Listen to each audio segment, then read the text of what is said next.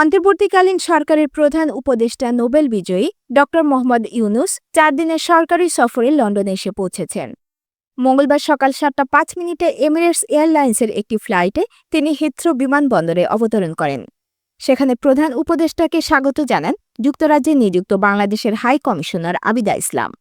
এ সফরে ড ইউনুস বাকিংহাম প্যালেসে যুক্তরাজ্যের রাজা তৃতীয় চার্লসের হাত থেকে কিংস চার্লস হারমোনি অ্যাওয়ার্ড গ্রহণ করবেন।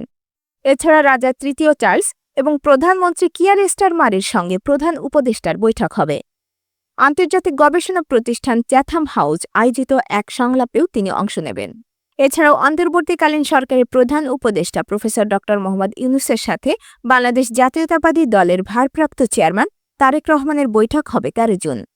লন্ডন সময় সকাল 9টা থেকে 11টা পর্যন্ত 2 ঘণ্টা এই বৈঠক চলবে বলে জানা গেছে। লন্ডনের ডরচেস্টার হোটেলে থাকবেন প্রধান উপদেষ্টা। সেখানেই তারেক রহমানের সাথে তার 1-to-1 বৈঠক হবার কথা রয়েছে।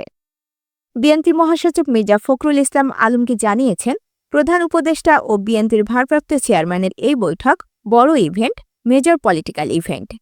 সাম্প্রতিক রাজনৈতিক প্রেক্ষাপটে এটি একটি টার্নিং পয়েন্ট হতে পারে, নতুন ডাইমেনশন সৃষ্টি হতে পারে। এদিকে বাংলাদেশের গর্ব নোবেল বিজয়ী ড মোহাম্মদ ইউনুসকে প্রবাসীদের পক্ষ থেকে স্বাগত জানানো এবং দেশ পরিচালনায় সার্বিক সহায়তার জন্য বিভিন্ন শ্রেণী-পেশার মানুষ মিলে গঠন করা হয়েছে ব্রিটিশ বাংলাদেশি কমিউনিটি কোয়ালিশন। রোববার বিকেলে বিপুল সংখ্যক প্রতিনিধিত্বশীল ব্যক্তিবর্গের উপস্থিতিতে গঠিত সংগঠনের আহ্বায়ক মনোনীত হয়েছেন বিশিষ্ট ব্যবসায়ী ও কমিউনিটি নেতা সিরাজ মোহাম্মদ হক। যুগ্ম আহ্বায়ক যথাক্রমে সাংবাদিক ও কমিউনিটি নেতা K M Abu Taher Chowdhury, barrister Saifuddin Khaled, barrister Nazir Ahmed, Mohammad Rafiqullah, Mohiuddin Alamgir, barrister Mohammad Juned ও মোহাম্মদ আনসার মিয়া। সদস্য সচিব মোহাম্মদ আইয়ুব করম আলী, অর্থ সচিব সলিসিটর মোহাম্মদ ইয়াউর উদ্দিন, স্টুয়ার্ড সচিব M Abdus Shukur, press and publication সচিব সাংবাদিক সাইদ চৌধুরী, মহিলা সচিব ডা শাহিন আক্তার সহ 61 সদস্য কমিটি গঠন করা হয়। রবিবার 8 জুন 2025 বিকেলে ইস্ট লন্ডনের গ্রেটার অক্স স্ট্রিটের মাইক্রো বিজনেস সেন্টারে অনুষ্ঠিত সভায় সভাপতিত্ব করেন কমিউনিটি নেতা সিরাজ মোহাম্মদ হক।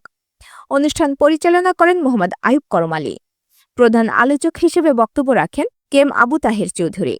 অন্যান্যের মধ্যে আলোচনায় অংশগ্রহণ করেন ব্যারিস্টার নাজির আহমদ, মোহাম্মদ রফিকুল্লাহ, সাংবাদিক সাইদ চৌধুরী, সাবেক মেয়র শফিকুল হক, ব্যারিস্টার খালেদ নূর, মহিউদ্দিন আলমগীর, ব্যারিস্টার মোহাম্মদ জুনেদ, মোহাম্মদ আনসার মিয়া, সলিসিটর মোহাম্মদ ইয়াউর উদ্দিন, জয়নাল চৌধুরী, আবু সুলেমান মুরাদ, মুফতি শাহ সদর উদ্দিন, মাওলানা সাইদ তামিম আহমদ, এম এ রব, শাহ এ মালিক মর্তুজা, ডাক্তার গিয়াসউদ্দিন, হাফেজ মাওলানা ওয়াহিদ সিরাজি, সৈয়দ জিল্লুল হক, এম আব্দুস শুকুর, রিয়াজ আহমদ, ডাক্তার শাহিন আক্তার, রেহেনা ইসলাম, মোহাম্মদ মইয়ুর মিয়া, মোহাম্মদ নুরুল আলম, মোহাম্মদ আজম আলী, মোহাম্মদ ফারুক আহমদ, জি এম রাসেল, সাইদ মুস্তাক, মৌরিন আহমদ, রুহুল আমিন, সৈয়দ আল ফারুক, আনোয়ার হোসেন শাওন, মকসুদ চৌধুরী, ফায়াজ আহমদ, এম আবুল আসাদ, সৈয়দ মিজবা, সৈয়দ মুস্তাক, এস ইসলাম, আব্দুল কাহির,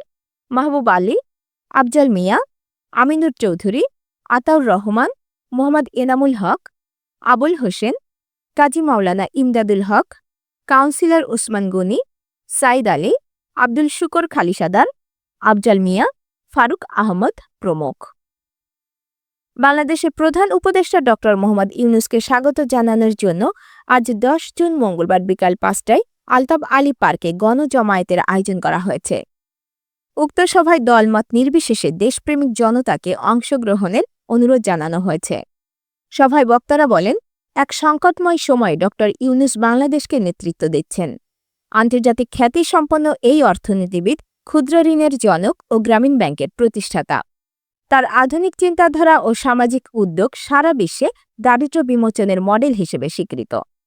অনুষ্ঠানে স্বনির্ভর বাংলাদেশ গঠনে ড ইউনুসকে আলোকবর্তিকা হিসেবে আখ্যায়িত করে বলা হয়, শুধুমাত্র ক্ষুদ্র ঋণই নয়, তিনি সামাজিক ব্যবসা ধারণারও উদ্ভাবক। তার অর্থনৈতিক ভাবনা বিশ্বময় সাড়া জাগিয়েছে, আর এই মডেল বিভিন্ন দেশে দারিদ্র্য বিমোচনে সফলতার নতুন মাত্রা সৃষ্টি করেছে।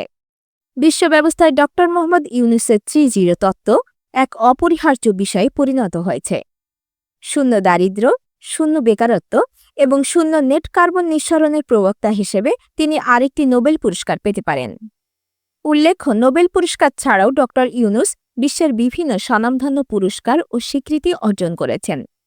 10টি দেশ থেকে বিশেষ সম্মাননা সহ সর্বমোট 26টি দেশ থেকে 112টি পুরস্কার লাভ করেছেন, যার মধ্যে উল্লেখযোগ্য কিছু হল যুক্তরাষ্ট্রের সর্বোচ্চ বেসামরিক সম্মান প্রেসিডেন্সিয়াল মেডেল অফ ফ্রিডম 2009 সালে, আমেরিকান কংগ্রেস প্রদত্ত অন্যতম মর্যাদাপূর্ণ পুরস্কার কংগ্রেশনাল গোল্ড মেডেল যুক্তরাষ্ট্র 2013 সালে, ক্ষুধামুক্ত বিশ্ব গঠনে তার অবদানের জন্য ওয়ার্ল্ড ফুড প্রাইজ 1994 সালে, মানবাধিকার ও সামাজিক ন্যায় বিচারে অবদানের জন্য সিডনি শান্তি পুরস্কার 1998 সালে, উন্নয়ন ও দারিদ্র্য বিমোচনে বিশেষ অবদানের স্বীকৃতিস্বরূপ বেলজিয়ামের কিংবর্ডিয়ন ডেভেলপমেন্ট প্রাইজ 1998 সালে ইত্যাদি।